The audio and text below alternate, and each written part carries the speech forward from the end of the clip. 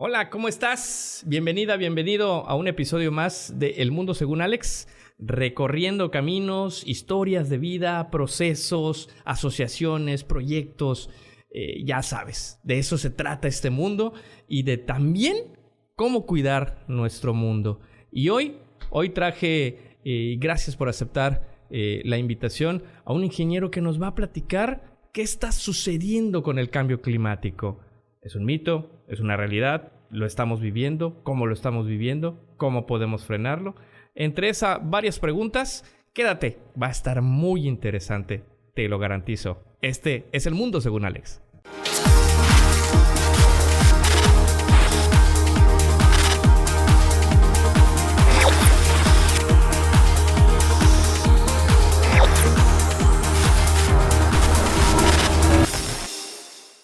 Bienvenido, ingeniero Raúl Asís Monforte González. Entre sus múltiples funciones es presidente de la Cámara Mexicana de la Industria de la Construcción, CEMIC, y también es miembro, es líder de una asociación internacional fomentada y difundida por Al Gore, The Climate Reality Project.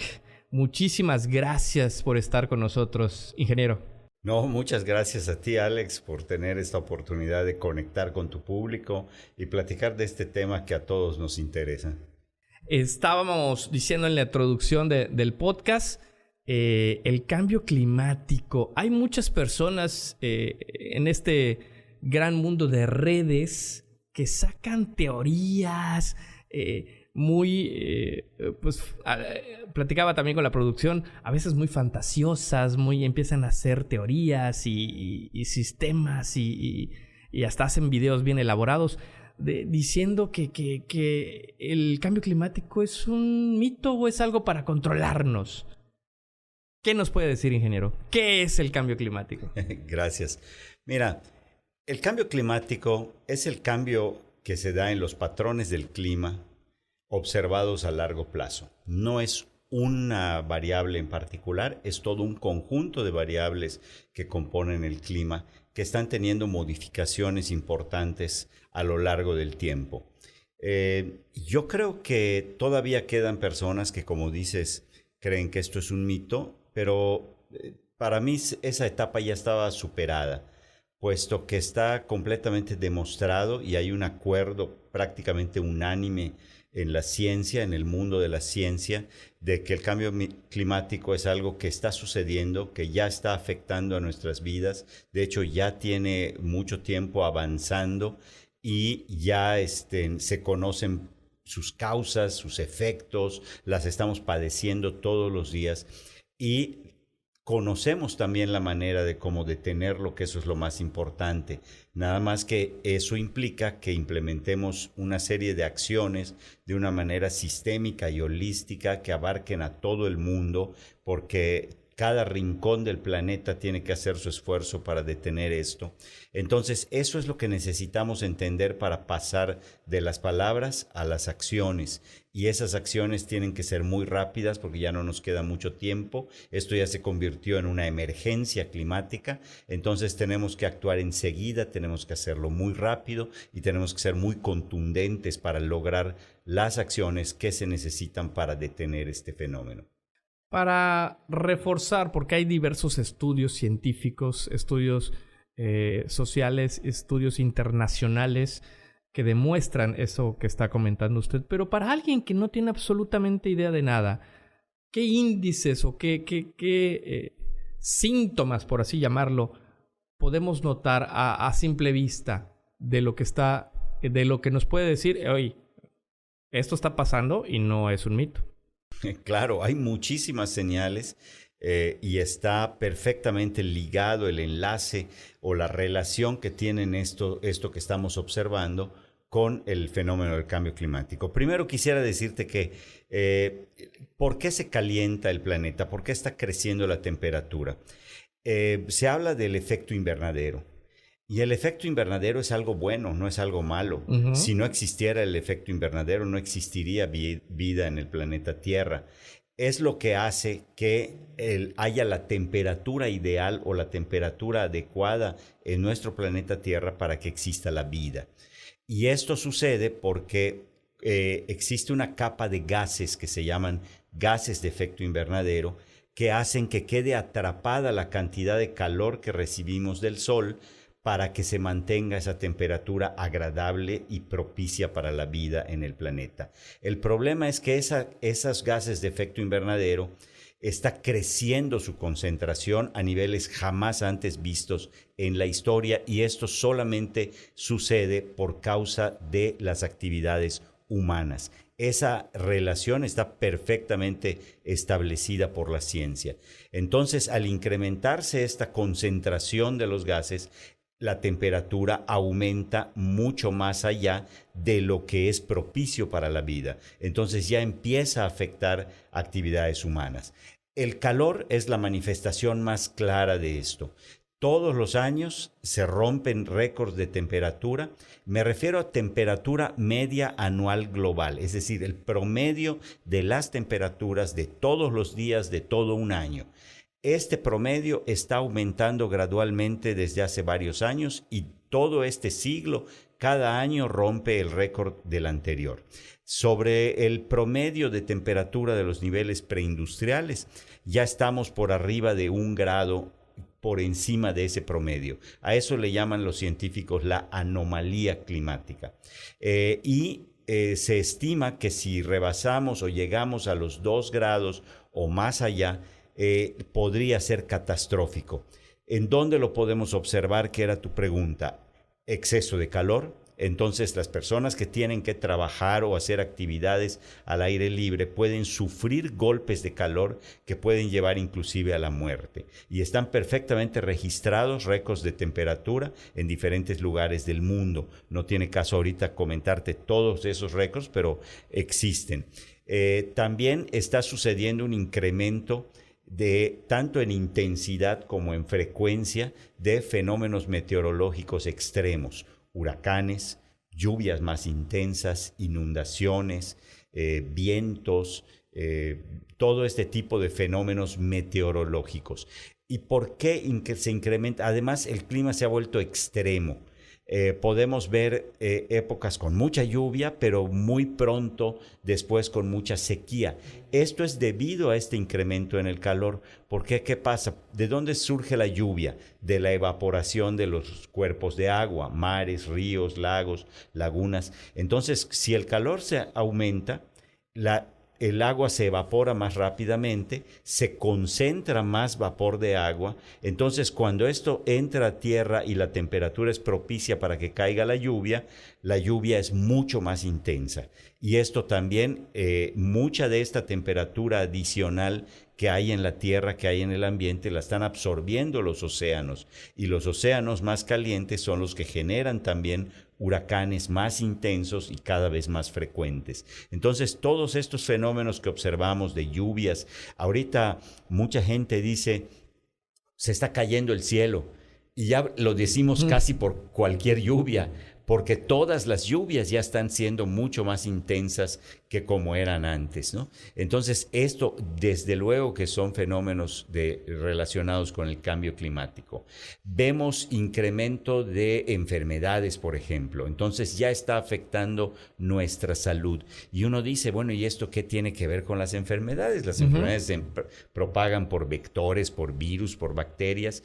Lo que pasa es que muchos insectos que son propagadores de estos virus y de estas bacterias, como el mosquito, por ejemplo, enfermedades tan sencillas como el chikungunya, el dengue, el zika, que los transmite un mosquito. El calor hace que la vida del mosquito sea más larga, y eso permite que tenga más tiempo propagando una enfermedad o propagando un virus. Entonces, así como este caso del mosquito, hay también otros vectores que también hacen que se propaguen más las enfermedades. Lo mismo sucede con los alimentos. Ya la productividad de ciertos granos, como el trigo, el maíz, la cebada, etcétera, muchos de estos granos que que forman parte de 2/3 partes de la alimentación de los seres humanos, la productividad disminuye mucho con cada grado de temperatura que aumenta. Entonces, esto se vuelve también una crisis alimentaria. ¿Por qué hay sequías al mismo tiempo que hay inundaciones? Precisamente este calor no solo evapora el agua que está en los cuerpos de agua, como ya dije, los mares, los ríos, los lagos, sino que en el suelo hay agua, hay humedad. Entonces, el exceso de calor hace que se evapore muy rápidamente esa agua que contienen los suelos, se secan muy rápidamente y por eso se ven quebradizos y causa sequías muy severas, muy cerca de también fenómenos que significan inundaciones. Entonces, algo que nos parece contradictorio tiene una explicación basada en la ciencia. Y así podría yo relatarte millones, pero lo que quiero darte a entender es que el cambio climático está afectando cada aspecto de nuestra vida y lo está haciendo en cada rincón del planeta. Nadie escapa a sus efectos, no hay ricos, pobres.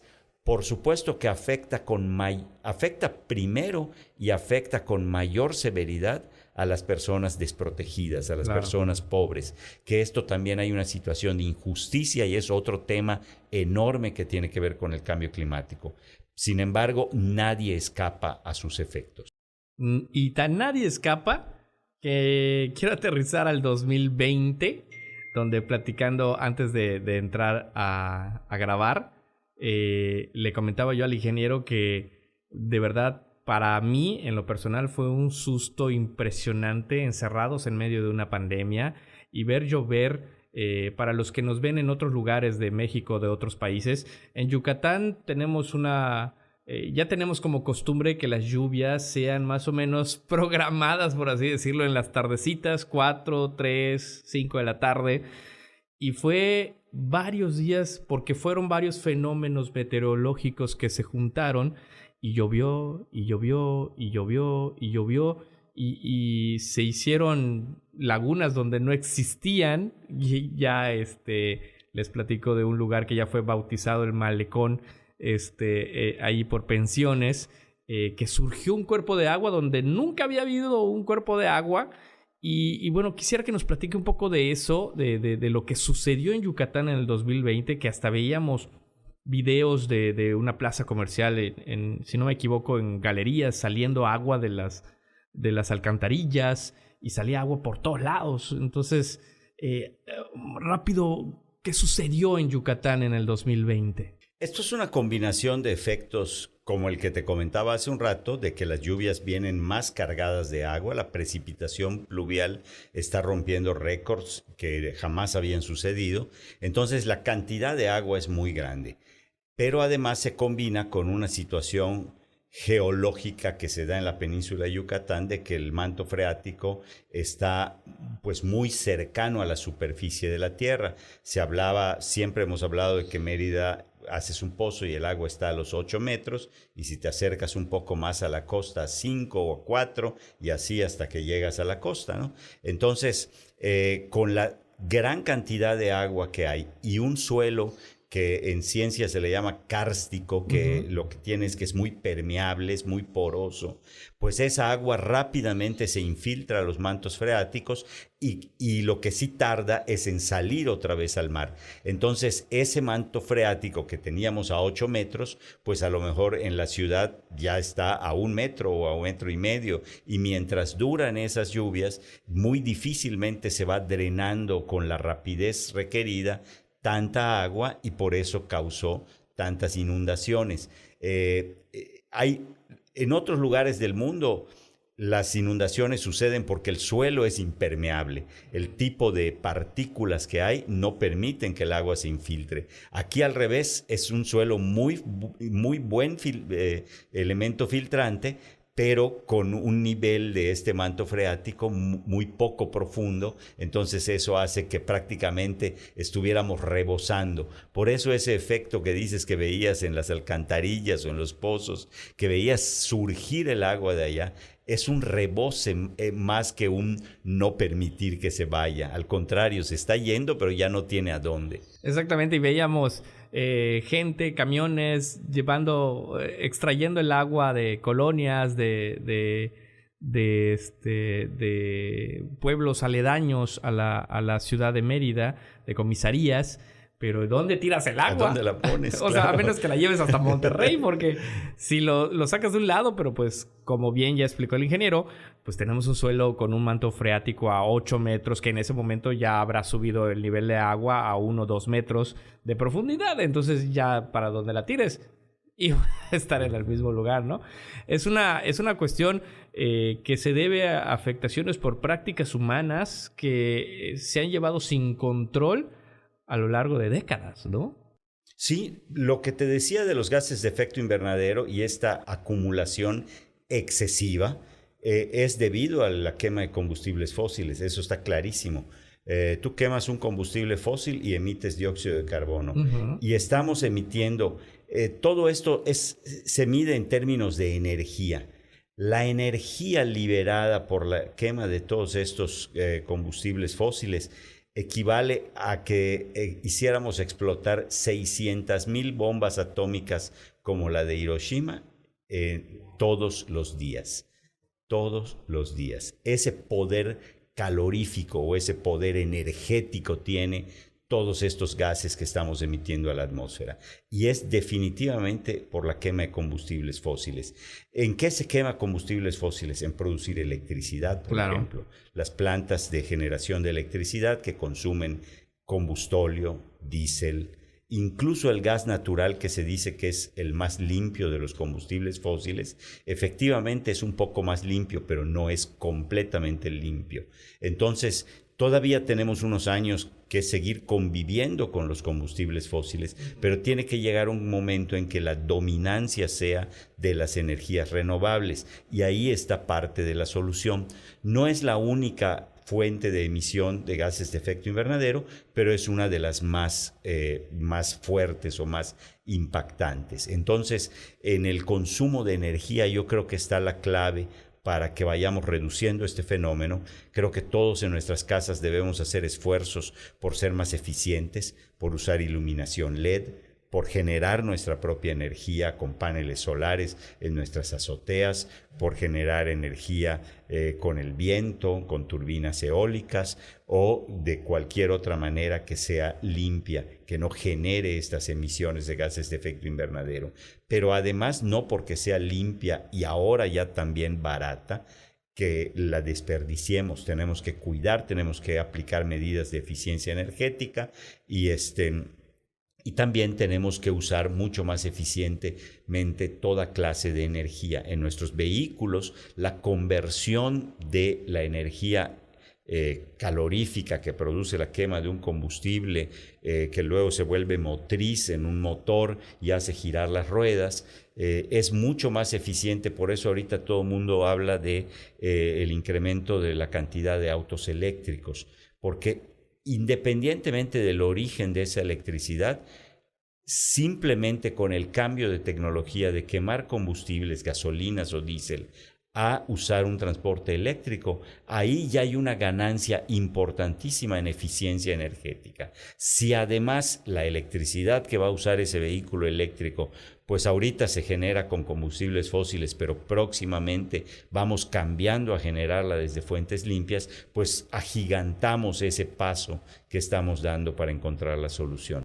Como bien comenta, hemos caído, y yo lo platicaba también en otro episodio en la cual teníamos a la Asociación Civil Cero Basura Yucatán, que en mi opinión muy personal creo que hemos caído en muchos excesos, sobre todo en el exceso de comodidad. Como bien decía, no porque generemos energías limpias, nos pongamos muy cómodos y la desperdiciemos, ¿no? Porque pues ya no me cuesta, ya no pago la comisión tanto porque tengo mis paneles. Sí, pero el desperdiciarla también en algún momento se va a volver otra problemática, ¿no? Así como el uso de bolsas y diversos implementos para envolver todo lo que comemos o lo que transportamos, llegó un punto en el cual ya era un exceso de comodidad, de no querer llevar nuestras bolsas, que ahorita estamos iniciando en la cuestión de Yucatán. Ya tenemos aproximadamente un año y medio, de que ya es llevar mi bolsa, llevar mi sabucán, como decimos acá. Ya como que retrocedimos un paso de esa comodidad que existía de, dame bolsa, dame otra bolsa, dame otra bolsa, dame otra bolsa, y a dónde iba todo eso, ¿no? Entonces yo pienso que es a lo que hemos llegado, pero pues también siempre hay que estar muy pendientes, ingeniero, porque he escuchado programas de radio, entrevistas. Ok, el ser humano de por sí va a causar una afectación. El tan solo su existencia causa una afectación en el planeta. Lo que debemos lograr es reducir la cantidad de afectación, ¿no? Justamente lo acabas de decir la clave. Y en esas afectaciones, pues estamos utilizando recursos que nos da nuestro planeta para vivir. Para eso son los recursos del planeta, no para que los dejemos intocables. Son para que los aprovechemos en elevar nuestro nivel, nuestra calidad de vida, pero que los aprovechemos sosteniblemente. ¿Y eso qué significa? Que usemos los recursos que la misma naturaleza está produciendo para nuestro beneficio, pero que no le quitemos en exceso, de manera que comprometamos que las generaciones futuras puedan seguir contando con esos recursos que hoy nos están sirviendo a nosotros. Es como si se nos hubiera encomendado la vigilancia, la protección de esos recursos, y si queremos ser responsables con las futuras generaciones, tenemos que asegurar que hoy nos brinden beneficios esos recursos, pero que lo sigan haciendo para todas las generaciones que estén por venir detrás de nosotros. Hemos hablado hasta el momento de las afectaciones, de todo la parte difícil de procesar, ¿no? O sea, pero también me gustaría, si pudiera usted compartirnos alguna historia de éxito, del avance, aprovechando que es embajador, por así decirlo, de una asociación internacional de Climate Reality Project, del señor Al Gore.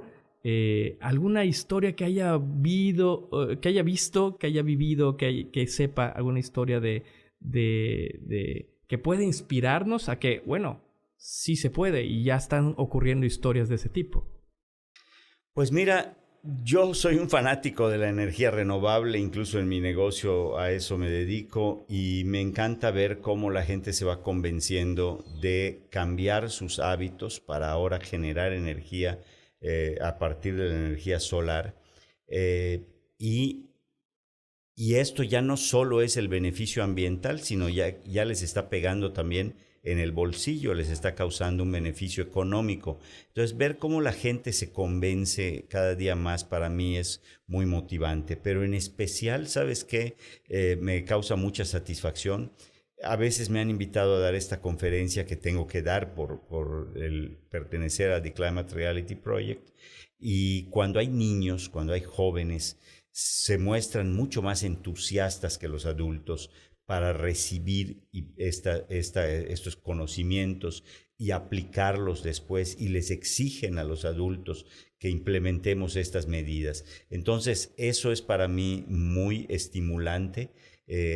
Ayuda a que este trabajo que hacemos sin una remuneración económica pues tenga muchas veces esa parte de que te sientes satisfecho de que está valiendo la pena lo que estás haciendo, ¿no? Entonces cada día hay más conciencia, pero también no solo hay conciencia en los cambios de hábitos con respecto a la energía, sino que algo en lo que todos deberíamos trabajar también es en las medidas que hacen que ese carbono o ese dióxido de carbono, que es el principal gas de efecto invernadero que se está emitiendo a la atmósfera, sea absorbido.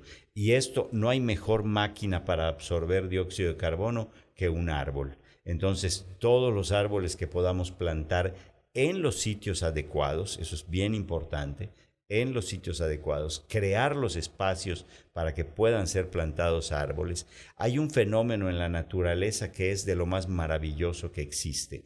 Es la fotosíntesis. La fotosíntesis es un proceso mediante el cual las plantas absorben dióxido de carbono, lo fijan en troncos, en ramas, en hojas. Todo eso, todo ese material es carbono y lo están fijando y lo fijan al suelo a través de sus raíces y lo están absorbiendo de la atmósfera. Muchas veces hablamos de la ventaja de los árboles de que emiten oxígeno y es cierto. Eso es lo que hace el proceso de la fotosíntesis. Absorbe dióxido de carbono y emite oxígeno. Pero no nos hace falta oxígeno, tenemos suficiente, no se está acabando, vamos, no es una preocupación. Claro. Lo que sí es una preocupación es el exceso de dióxido de carbono. Entonces, para mí es más importante la función de absorber dióxido de carbono que hace un árbol que la emisión del oxígeno. Desde luego lo estoy exagerando un poco, claro. ¿Verdad? No es que no sea importante, nada más a veces no entendemos esto de la fijación del dióxido de carbono. Entonces, sembrar árboles, regarlos, porque para que la fotosíntesis se realice necesita el dióxido de carbono, agua, nutrientes en el suelo y algo bien importante, luz solar. Así como nuestros paneles generan electricidad a partir de la luz solar, la fotosíntesis no se realiza si no hay luz solar. Es la fuente principal de energía para todos los seres vivos en este planeta. Lo que recibimos del sol es la fuente de vida, porque después esas plantas que convierten ese carbono, nosotros o los animales nos las comemos y luego también hay insectos que están allá a nivel de las raíces de los árboles, o en fin, todo es una cadena. Cuando alcanzamos a comprender esta relación energética que hay entre todos los seres vivos y ese enlace indisoluble que hay con todo lo que hay en nuestro planeta, es cuando decimos, wow, ya me cayó el 20. Exacto, está maravilloso lo que comenta. También un consejo personal que les comparto, que se me quedó mucho en el lugar donde yo trabajaba, en la Unidad de Desarrollo Sustentable del Ayuntamiento de Mérida, que como bien dice el ingeniero, hay que plantar árboles, pero ver las condiciones en las que va a estar el árbol, porque no es solo plantarlo por plantarlo, hay que ver, por ejemplo, si desarrolla raíces muy grandes, a veces rompe banquetas, a veces tira muros, tira bardas. Entonces hay instituciones, hay públicas o asociaciones civiles que dan esa capacitación. Búsquela en su lugar de origen, asesórese y mejor que hagamos bien las cosas, no solo hacerlo por hacerlo, porque ya cumplí, y luego el árbol termina en 5 años cayéndose o tirando algún muro o provocando algún accidente y pongo árboles y ya provocó ahí un accidente. Pues claro, porque lo estás plantando mal, o sea, lo estás sembrando mal, ¿no? Desde la semillita. Entonces, asesórense, o sea, realmente si queremos ayudar de alguna manera, como bien lo comentaba yo en el episodio anterior de Cero Basura Yucatán, si queremos ayudar con un granito de arena, hay que hacerlo bien, ¿no? Hay que hacerlo con conciencia. Ingeniero, antes de que nos despidamos, me encantaría que nos diera algún consejo, un mensaje, y también que nos compartiera la manera en la cual los podemos hacer llegar un correo o cómo comunicarnos para solicitar alguna plática, alguna conferencia de estas que ofrece. Claro que sí, pues bueno, mi nombre es Raúl Monforte González, como ya bien dijiste. Ahorita, pues además de trabajar en mi empresa y ser el director de mi empresa, una empresa familiar que nos dedicamos a construcción y a energía solar, pues también soy presidente de la Cámara Mexicana de la Industria de la Construcción en la Delegación Yucatán, y a partir de hace aproximadamente 3 semanas, un mes, ya soy también vicepresidente nacional de infraestructura energética en la propia CEMIC, y me pueden encontrar en el teléfono 9999 47 65 83 o en mi correo raul@mienergiamx.com. Ahí pueden escribirme, pueden consultarme, y si está en mis manos ayudarles en algo, pues con mucho gusto voy a hacerlo. Y en mis redes sociales me pueden buscar con mi nombre completo, Raúl Asís Monforte González, tanto en Facebook, en Twitter es @Raúl Monforte G. Escribo una columna de opinión que se publica todos los sábados, principalmente en El Financiero, pero también en un medio local que es el Novedades de Yucatán, y varias plataformas digitales de periodistas que me hacen el favor de pedirme que yo les entregue mi columna, y me dicen que es muy leída, que tiene pues mucho interés, lo cual pues a mí me da mucho gusto que el mensaje pueda llegar a más personas, y para mí es un honor que me lean o que me escuchen las cosas que tengo que decir, y es algo que agradezco mucho, y por eso te agradezco esta oportunidad de tener este contacto con las personas que nos ven. Estaremos compartiendo también algunos de sus columnas en nuestras redes sociales, en nuestro Facebook, en nuestro Instagram. Estaremos compartiendo el link de esta columna que comenta el ingeniero, porque pues también es parte de los objetivos y las funciones de este material de contenido, el hacer llegar el mensaje por distintas formas posibles. Le agradezco mucho su tiempo, ingeniero, y espero, de verdad, y lo comprometo a cuadro, que no sea la última. Esperemos que volvamos a platicar de algún otro tema que surja de interés muy pronto. Espero que se pueda. Con todo gusto. El ingeniero Raúl Asís Monforte González, hablando de cambio climático y de la importancia de reducir las afectaciones como seres humanos. Te agradezco que estés en este episodio. Te agradezco que le des like, que te suscribas, que compartas y que hagas llegar este mensaje como de todos los episodios más allá de tu comunidad. Gracias, Pedro. Gracias, Ana, por este apoyo enorme en equipo de El Mundo Según Alex. Te veo en el siguiente episodio. Vámonos.